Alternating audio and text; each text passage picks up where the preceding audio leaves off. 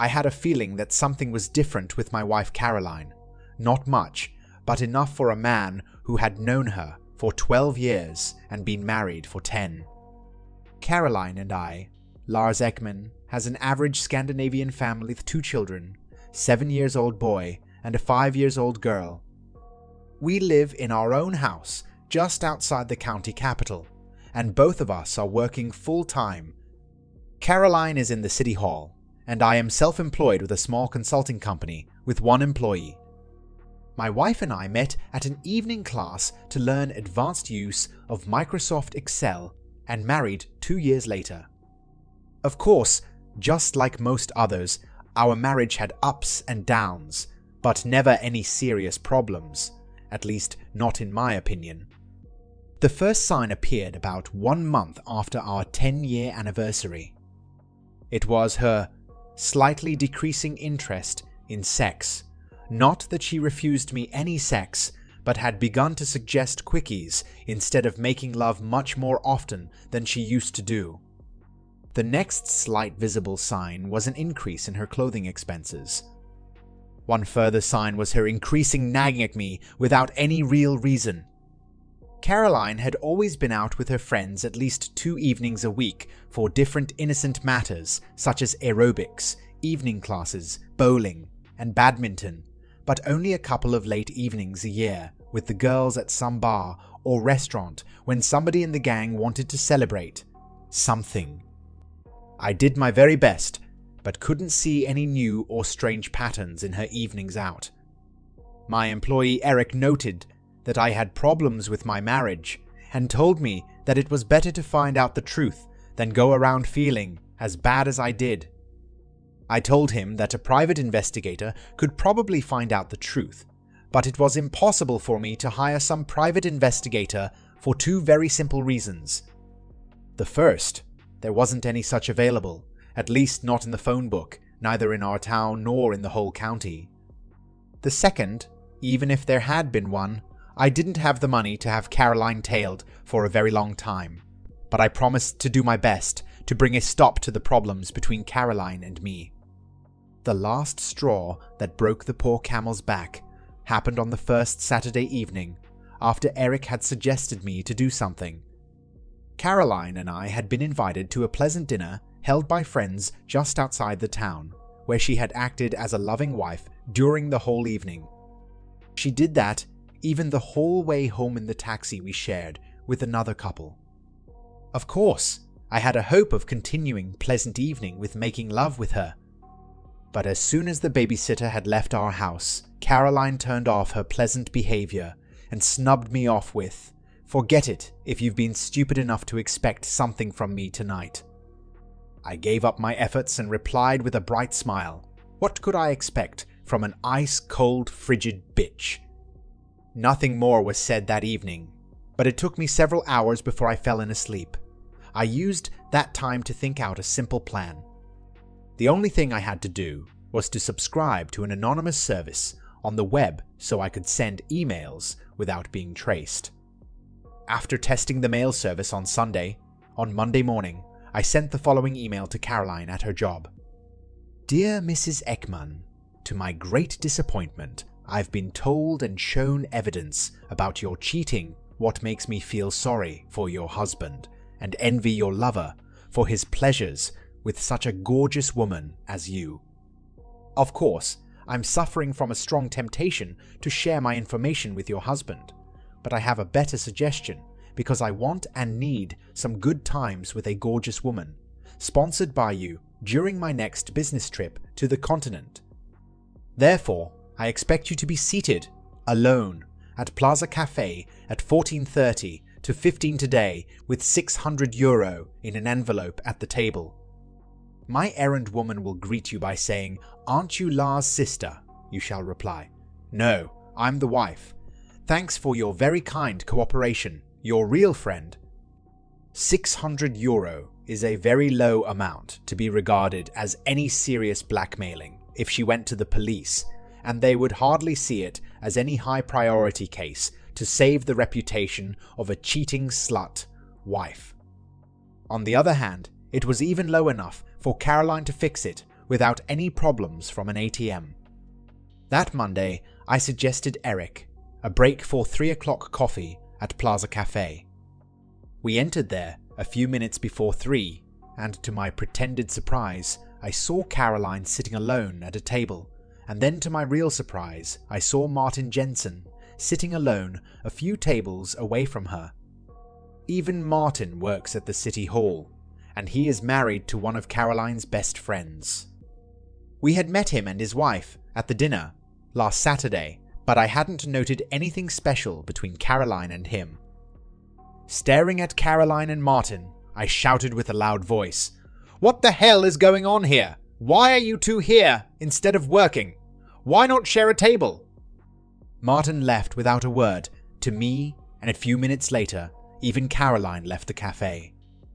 Eric was even more confused than me when I told him that we had probably succeeded in catching Caroline with her lover. After that, I rang Martin's wife, Cecilia, at her job and asked her if she had any idea why my wife and her husband had taken the afternoon off their jobs and were sitting at separate tables at a cafe. Then I told her that I suspected Caroline having an affair, and now Martin had to be the main suspect unless I got a very good explanation about what they were involved in. She promised to have a serious talk with Martin and give me a call when she knew anything. This Martin was a very good-looking man, usually expensive, dressed, polite, well-mannered, and a real party pleaser. Of course, those of us who had known him since our childhood had a quite different opinion about him. At home, I logged into our bank account where it was visible that €600 had been taken out and inserted back during the day. For the time being, that information was enough for me, why I filled the divorce forms collected at the courthouse during my lunch break. When Caroline came home, she was angry as a bee and snapped at me, "You behaved just like an idiot at the cafe. I can explain everything if you care to listen." I replied, "No, I don't want to listen because I've got enough of you and don't care a shit about your explanation. Just read these divorce papers and sign them. Everything is shared 50-50 and you can't get a better deal, not even with a lawyer that will cost you a fortune." It was visible that she was really angry, very angry indeed, and shouted to me, "Those divorce papers are the only sane thing you have been able to fix in a long time." Boiling of wrath, she signed the divorce forms without reading them and shouted, "It will be a great relief to get a real man instead of a zero like you." So ended my marriage. Caroline went out of the house, and I didn't care where. I got a call from a sobbing Cecilia, who told me that Martin had confessed to having an affair with Caroline. Now he was crying and begging her to forgive him. She said that she didn't know what to do and had demanded Martin go and live with his parents for the next 2 weeks so she got time to think about their future. I told her that Caroline and I had already signed our divorce papers. One thing was for sure, if Caroline regarded Martin as her new dream man, she could forget that, but it wasn't my business to tell her. After the phone call, I moved all of Caroline's clothes to the spare room, which got her furious when she was back home. I couldn't resist the temptation to tell her that I had told Cecilia about what I had seen at Cafe Plaza. That information didn't make her happier. Strange things happened the next day. Back home after our jobs, Caroline surprised me by saying, "Dear Lars, I'm sorry and regret everything that I said in my angry mood yesterday. I was stressed and said silly things I didn't mean. No hard feelings any longer. We are adults and expected to do our best to solve our problems. Please give me those silly divorce papers we signed yesterday in an angry mood, and I promise to be a much better loving wife, and I'll explain everything about yesterday." I looked straight into her eyes when I said, "The divorce papers are at the court, and I already know everything about Marin and your affair. Yesterday evening, after you went out, Martin confessed his cheating to Cecilia, who rang and told me that your real man was a crying wimp begging for mercy and claimed you are a conning slut who had seduced him. Not much for a real man instead of me, is he?" Caroline sobbed and said, "Did Cecilia tell you about Martin and me?" "Yes, and that explains why our marriage has been a loveless marriage for some time. I've suspected your cheating, but found no real evidence until Martin confessed to Cecilia." Caroline got a strange look in face when she said, "But how come that you teased me to sign the divorce papers several hours before Cecilia told you about Martin's confession?" "I had enough during last Saturday night and found out during several sleepless hours that a divorce as soon as possible was my only possible solution. The divorce was decided many hours before the crying creep Martin confessed your cheating. I'm sorry, and wish I could undo everything I did with Martin. Is there any chance you can give me a second chance and forgive me?" "No, because I will never understand how you can prefer that creep Martin to me and dream about him as a real man. I will never forget how you have humiliated me since you fell in love with him. But that pile of crap will be yours when Cecilia is done with him. You probably didn't know that all their inherited shares, savings, expensive house, and cars are Cecilia's private property since Martin had his business. The only thing that Martin owns is a hell of debt since he bankrupted the business. Now, Martin will even lose his expensive Rolex and BMW if those toys impressed on you. If you really love that weeping creep, it will be up to you to support him and his expensive habits. I've made a terrible mistake and will never understand how I could be stupid enough to be seduced and conned by that slimy worm. I'd rather be alone the rest of my life than have anything to do with him." The City Hall gossip said that Martin had told Caroline to take hike to hell when she had told him about her signed divorce papers and suggested they be an item. That explains why the day after her signing of the divorce documents, she begged me to forgive her and cancel the divorce. Martin has been successful in avoiding me since he saw me at the cafe. Already the second day after his confession, a doctor had put him on the sick list for stress and physical problems. Exactly as I had expected, Cecilia filed for divorce after their 2 weeks of timeout, and Martin never returned to his job at the City Hall. After several months on the sick list, he left town for a new job. Caroline and he never met or even talked again. Caroline rented an apartment in a nice area, but had to wait 3 months before she could move in. We agreed that she would stay in our spare room until then, and that none of us would be in dating before our divorce was final. Though it was a chilly atmosphere in the house, the agreement worked better than expected. Then, about 2 months after we had filed for the divorce, something very unexpected happened to Caroline.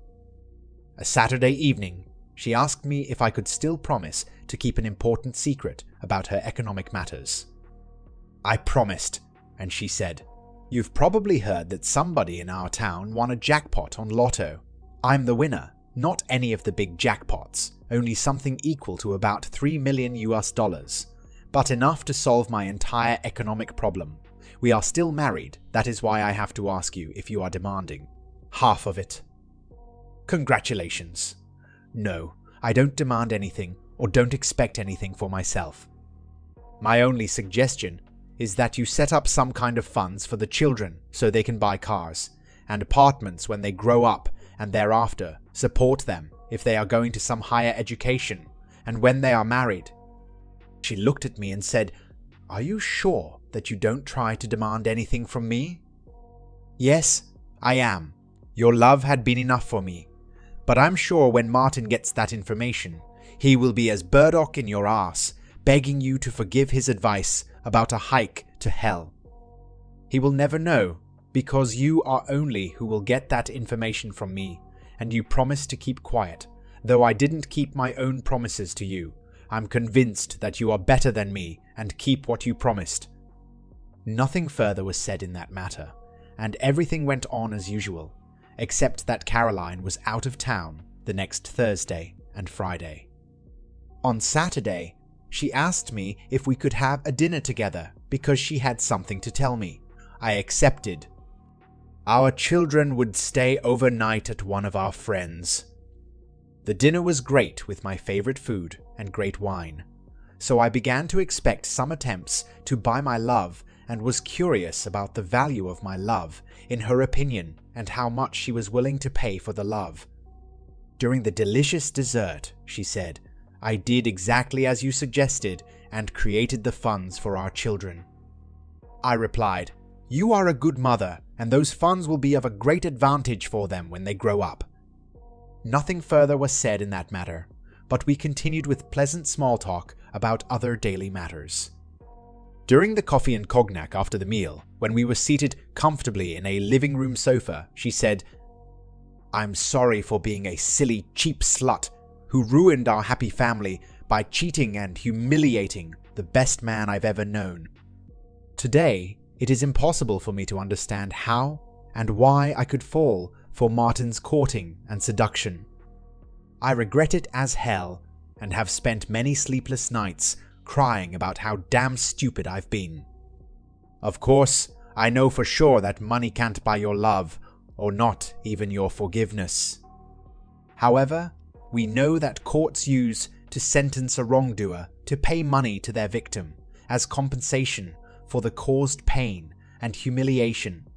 But as no court in this country would care about what I did to you, I took care of the case by myself. I acted as both prosecutor and judge who decided that all lotto money that remained after the funds for our children were put into a personal private account for you. What I've done cannot be undone. She gave me 3 receipts from the bank. I remained in silence for a long time before I said, Good heaven, what have you done? I can't take your money. She replied, You haven't taken anything. The lawyers who fixed it said that it is watertight because there are no conditions of any kind. The money is yours, only yours, and I neither can nor want to regret what I did with it. I don't demand or expect anything in return. I did what I did before I got caught for that stupid cheating. What the hell could I do? My love wasn't for sale, but Caroline hadn't tried to buy any love. No conditions at all. Not any begging about forgiveness. She had only spoken about compensation, not even any attempt to kiss me. Though I was in some kind of shock, I began to understand that her love for me was real. Caroline was a clever, beautiful woman and mother of my children. I suspected, without any doubt, that she still was in love with me. Could I ever find any better woman than her? Probably not. Find any woman equal to her? Not even that. Could I forgive her? I didn't know, but why not give it a serious try? I decided to do that. I said to Caroline, Dear Caroline, we are still married and have to talk with each other. Talk about the past and talk about the future. I think that talking about the future fits better after that delicious dinner, doesn't it? She said yes, and I continued, A divorce hurts as hell, and it hurts even more now, after I have understood how much you really love me and how much you regret your affair.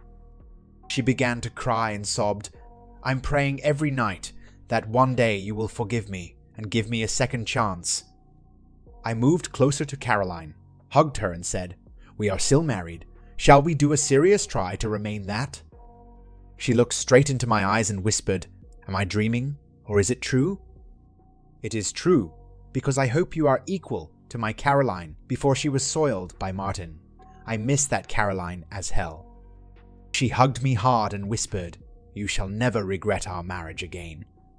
That evening could only end in one way, great intensive lovemaking.